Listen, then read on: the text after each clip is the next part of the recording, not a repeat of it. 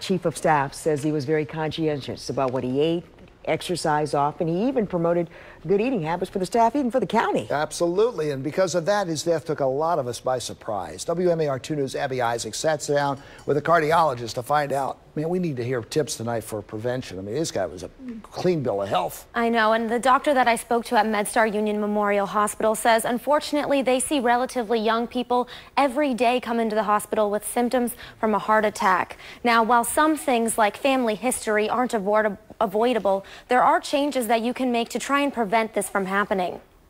If you've never had any problems, those are the people who tend to have the more severe heart attacks, and that can result in sudden death. A scary thought that a hidden condition can escalate so fast. Cardiologist Dr. Momina Mastor at MedStar Union Memorial Hospital says to try and prevent a cardiac event, first you need to know your risk factors.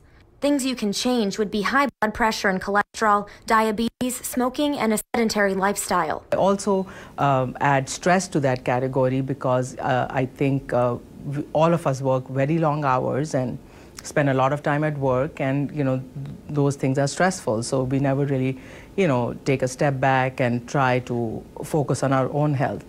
Ones that you can't change include gender. That men after the age of 55 have a much higher risk of having a heart attack.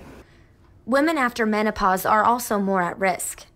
And while you can't change your family history, she says you should ask about premature heart disease and cardiac arrest.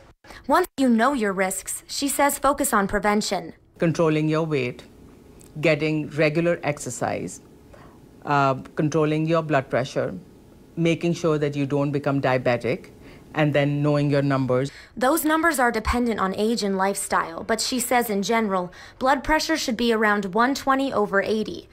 BMI, a height and weight assessment, should be below 25. And cholesterol less than 200. It's also important to eat right, more greens, fruits, and fish, less red meat. Caffeine in combination with other factors can also be dangerous too. If you have a lot of coffee, there's a lot of stress, then you're also taking a decongestant because your allergies have flared up, certain decongestants. And then you're also having Red Bull, so all those things put together are not good. Dr. Mastor says there are more than 300,000 deaths per year in the country because of cardiac issues. And 50% of cardiac patients don't even make it to the ER because of how serious it can be. So she says if you have chest pain, reach out and call 911 immediately.